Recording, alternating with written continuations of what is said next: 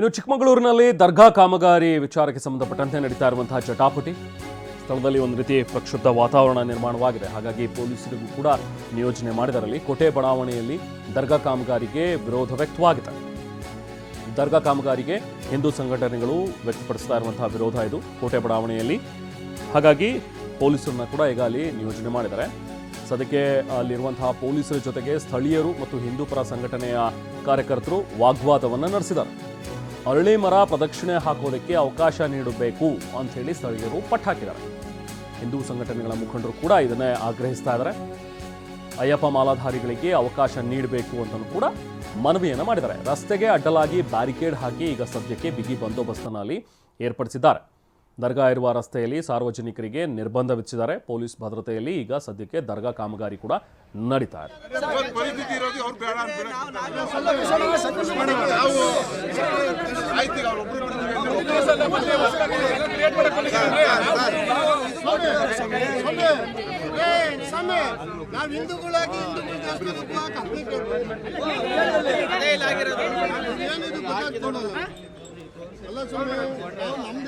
ಹೆಚ್ಚಿನ ಮಾಹಿತಿ ನಾವು ಪ್ರತಿನಿಧಿ ಅಶ್ವಿತ್ ನೀಡ್ತಾರೆ. ಅಶ್ವಿತ್, ಸದ್ಯಕ್ಕೆ ಹೇಗಿದೆ ಅಲ್ಲಿನ ಪರಿಸ್ಥಿತಿ? ಈಗ ಇನ್ನೂ ಕೂಡ ಇದೇ ಥರದ ಪ್ರಕ್ಷುಬ್ಧತೆ ಇದೆಯಾ ಅಥವಾ ಏನು ಎಕ್ಸಾಕ್ಟ್ ಆಗಿ ಸಮಸ್ಯೆ ಏನಾಗ್ತಾ ಇರೋದಲ್ಲಿ?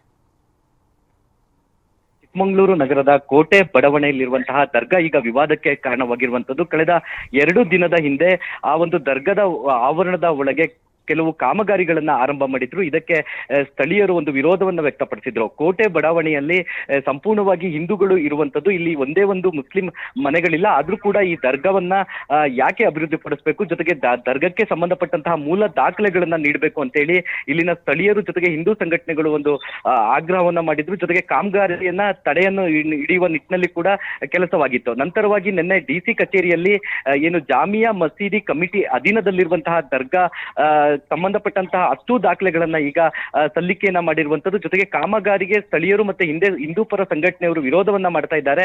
ನಮ್ಗೆ ಪೊಲೀಸ್ ಭದ್ರತೆಯಲ್ಲಿ ಕಾಮಗಾರಿ ನಡೆಸಲು ನಮ್ಗೆ ಅನುವು ಮಾಡಿಕೊಡ್ಬೇಕು ಅಂತ ನಿನ್ನೆ ಮನವಿಯನ್ನ ಮಾಡಿದ್ರು. ಆ ನಿಟ್ಟಿನಲ್ಲಿ ಇವತ್ತು ಆಲ್ರೆಡಿ ದರ್ಗಾದ ಒಳಗೆ ಕಾಮಗಾರಿ ಆರಂಭವಾಗಿರುವಂತದ್ದು. ದರ್ಗಾದಲ್ಲಿ ಟೈಲ್ಸ್ ಕಾಮಗಾರಿ ನಡೀತಾ ಇದೆ. ಜೊತೆಗೆ 500ಕ್ಕೂ ಅಧಿಕ ಪೊಲೀಸರನ್ನ ನಿಯೋಜನೆಯನ್ನ ಮಾಡಿರುವಂತದ್ದು.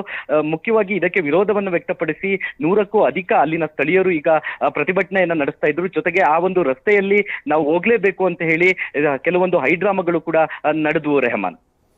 Okay, thank you Ashwith.